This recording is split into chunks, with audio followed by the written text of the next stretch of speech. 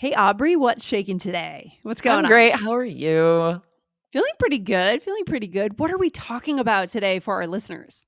Yeah, so we got an amazing question about something that a listener couldn't understand in audio. We get these a lot, right, Lindsay? We'll get an email Yeah. that gives us a timestamp, and it's like, Yeah. at this time, I couldn't understand what was being said. And we often will Yes. respond. We're going to share the answer for one of these today and some 3 tips, ways that transcripts can save you from having to do this, right? You can find the answers to those because this happens. This happens to me too when I'm listening to podcasts. There's Yeah. crosstalk, the audio cuts out for a second. I'm like, where's the transcript? I need to know what was said.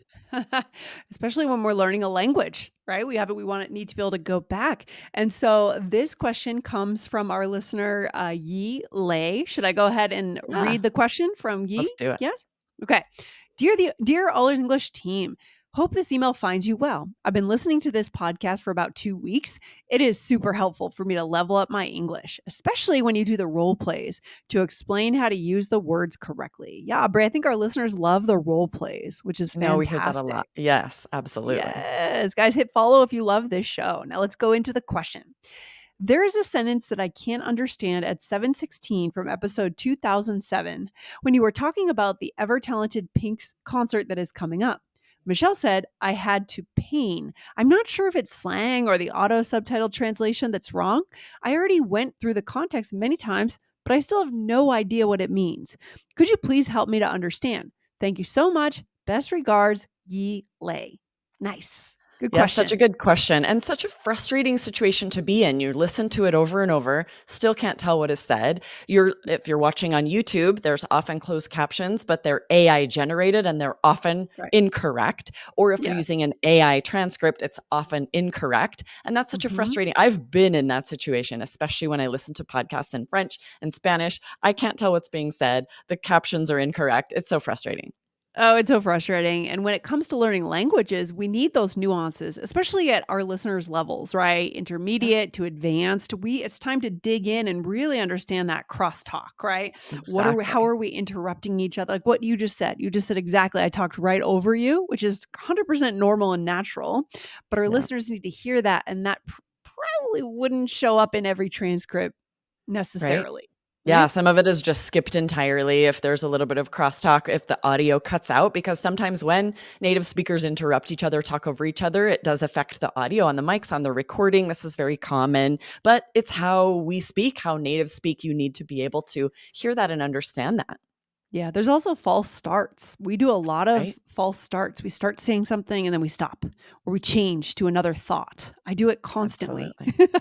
Yes, Right? exactly. So Yeah. I checked our Allers English transcripts, and what Michelle says is I had to use pink, right? And instead of it sounded like, and what YouTube translated it as was I had to pain, the word pain, PAIN, Okay. which would make no Meh, sense meh. to anyone watching the YouTube video, unfortunately. Michelle was Yeah. using an example with the vocabulary you were teaching, ever popular. And she used this example, said, allow me to introduce the ever popular Pink, said she's a huge Pink fan. And so she says, I had to use Pink as her example. That makes sense. Are you a Pink fan, Aubrey? Do you like Pink? I like Pink. I've never been to a concert. I don't, it's not my favorite style of music, but I get why Michelle loves her. She is like a strong, independent, amazing woman. Her shows are very impressive with how acrobatic and all the gymnastics. So I've seen some little clips. I'm like, that would be a fun show. Yeah, 100%. 100%. I bet it would be a great concert. Yeah. So, where do we go from here? So, we've answered our question for Lei for our listener here. And what is our message for today's episode? What are we getting into? Yeah. Well, so first of all, we have to think about the difference between AI and human generated transcripts because the only option Yile had was to email us and have us let her know what was said or Right. to get the Allers English transcripts, right? These are created by humans, proofread by humans, native English speakers who are catching all of these little mistakes. We put a lot of time in to make sure they're perfect. So Yes. when you have those transcripts, the ones that we create, they are so useful for your learning. And we want to dive into that a little bit. We're going to share 3 tips of how having transcripts can really maximize your learning, speed up your progress. But we want to Hmm. make it clear that we're talking about human generated transcripts here. There are a lot of Yeah. AI transcripts out there that's about the same as the YouTube closed captions. There are going to be a lot of errors. Yeah, and the best way to get our transcripts is to go to our app, guys, allearsenglish.com/app. The app is available for Android and iOS, and a lot of students, hundreds and hundreds of students are over there monthly as premium users accessing the transcript so you can listen to the show on the app for free. But then if you're a member, you see the transcripts in real time as you listen, and you also get to tap on vocab words that we have selected for you. But we'll talk about that a little bit later. Aubrey, let's get into the benefits of actually listening with Yes. a human created transcript by your side or on your screen. Perfect. Okay, so number 1 is it speeds up your progress in improving your listening comprehension. So, I was looking up some stats, and the average B1 listener understands about 60% of audio without a transcript. But after Okay. reading a transcript once or twice, they will understand 90% or more. So, this is a huge Wow. jump. Yeah. Amazing. So moving from 60% to 90%, is that true? That is incredible. I love Yes. that. Yeah. So if Wow. you, there are many options here, right? You find what works for you. You can listen without the transcript first to try and gauge how much you understand without, and Mhm. then follow along with the transcript, or you can read the transcript first and then listen to the audio, right? There Yep. are so many options here.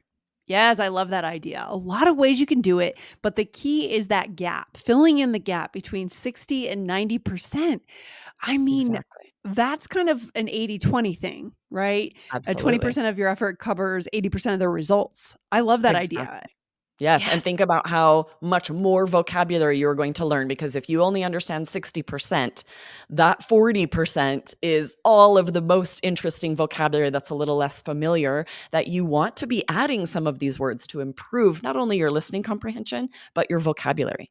Yeah, it gives you this glimpse into the real language, what's really being said. And I love the second way that transcripts help you, which is saving time. Tell us about this, Aubrey. How are we saving Yeah. time? So, when you're listening to a podcast, our podcast, podcast made for native speakers, whatever podcast we're talking about, there will inevitably be words that you don't know. If you can't figure them out from context, it's very time consuming to look each one up in the dictionary, right? So, I Mhm. found this article called How to Use Podcasts When You're Learning a Language by Thomas Moore Devlin. It was from January of 2022. And there were many tips here, but one he was talking about with transcripts was focusing on how much it saves you time if you are able to see the words, especially with our app, like you were saying, Lindsay, where you can just click on these more difficult words that we've highlighted, we define it, give you an example sentence. Yeah. You are saving so much time that you can spend in better ways. Oh my gosh, for sure, right? If I think about learning Spanish, it's like getting that window into the true, not what I think is being said, but what is actually being said in reality, Right. right? When I Exactly. listen to Spanish, it's almost having your own translator right there for you, right? Yes, So and good. imagine if you had a translator right next to you, that would save you a ton of time too. No one can afford that. So Right. instead, we have these Yeah. resources that we can use to be able to quickly add vocabulary, have it defined with an example sentence. It's so amazing when you listen with the app. Not only does it save you so much time, you learn so much more. Yeah, but it's important to know that it's not every single word that we're going to try to define and tap on inside the app and learn and add to our list, right, Aubrey? I mean, how many words more or less make sense in a given episode of All Ears English to actually focus on? Yeah, 5 to 8 is what we recommend. That's how many we highlight in the app. There may Mhm. be more words than that you're unfamiliar with, but think how long it's going to take if you're trying to add, and you'll never actually be able to add them to your active vocabulary. If you add Yeah. more than 5 to 8 to your vocabulary list, then you're never going to go back and actually use those in conversation.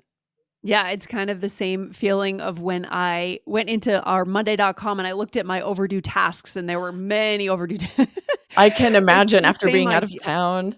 Yeah, you can't you drown yourself in work to do, Right. right? And the same thing would happen if literally we could tap on every single word in an episode added to our list. All the words become meaningless because how are you ever going to learn all of those words, guys? Instead, we do the work for you. We choose the 5 to 8 words that are going to up level you from B1 or B2 up into C1. Those are the ones to focus on. Right, Aubrey? Exactly. Yes. Mhm.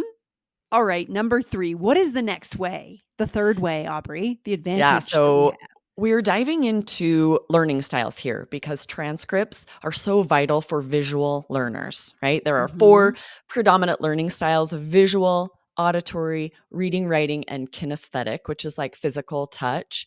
If you Uh-huh. are that auditory learner, it's easier for you to listen to a podcast and be okay without following along on a transcript. But again, these other 1 and 2 are going to be important here. It's going to save you time. But if you are a visual learner, it's going to be vital for you to have that transcript.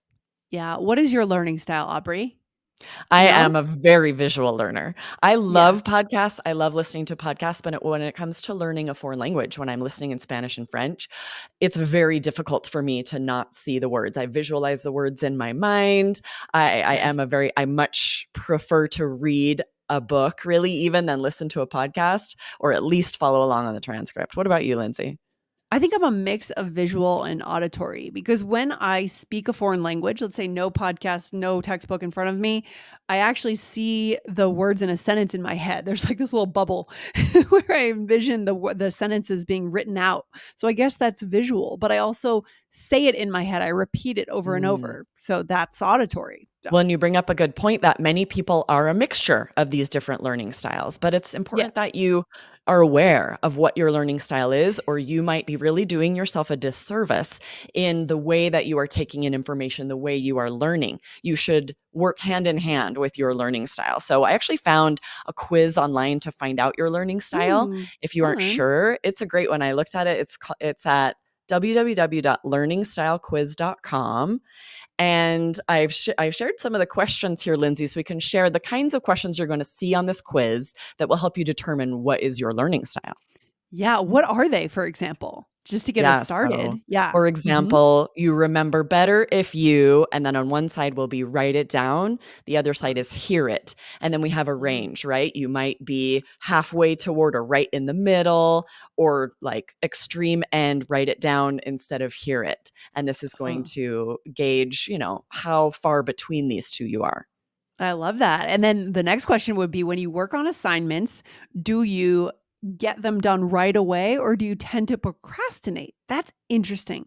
I wonder Yeah, what that would tell us about learning style, right? I know. Procrastination, or what do you think? I don't I was know. really fascinated looking at all of these questions because you might expect them to be much more straightforward Right. about, are you a visual learner or are you an Right. auditory learner? There's Yeah. such a wide range of questions that it's fascinating to think about the science that has gone into this to Yeah. find out like if you procrastinate, that has Yeah. something to do with what type of learner you are as well.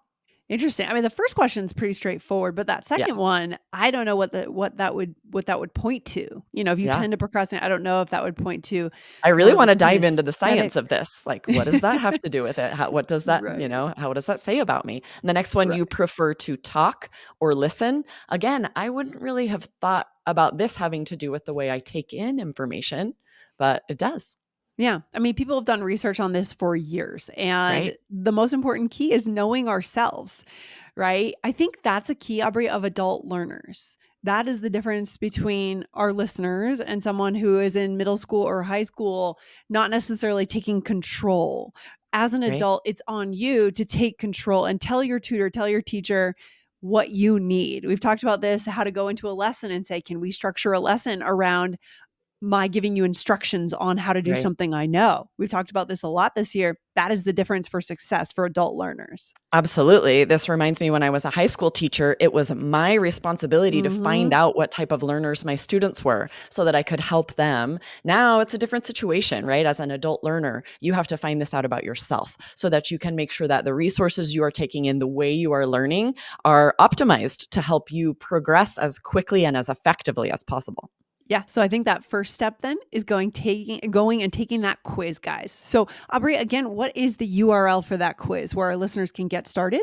So it was www.learningstylequiz.com. Yes, love it. Go on over there. And Aubrey, do we have a takeaway for our listeners? Where should we leave them today? What should we keep in Yes. mind? Absolutely. You guys may not be getting all you could from listening to our podcast, other English learning podcasts, any podcast that you might listen to in English. These can all be incredible resources for your learning, but you likely need transcripts to maximize your learning. However, whatever you find is the best route for that, transcripts are really going to improve the way you learn English. Love it. Good stuff. So, guys, go over and check out the Allers English app. Go to allersenglish.com/app, available for Android and iOS, and see what that has to offer with our human created transcripts with crosstalk and false starts and all the things we want to learn that is actually real English. It's not rehearsed, prepared English, it's realistic English, Aubrey. Okay? Exactly. Yes. Awesome. Go get the app, allersenglish.com/app. All right. Take care, Aubrey. I'll talk to you soon. Have a good day. Awesome. See you next time. Bye. Bye.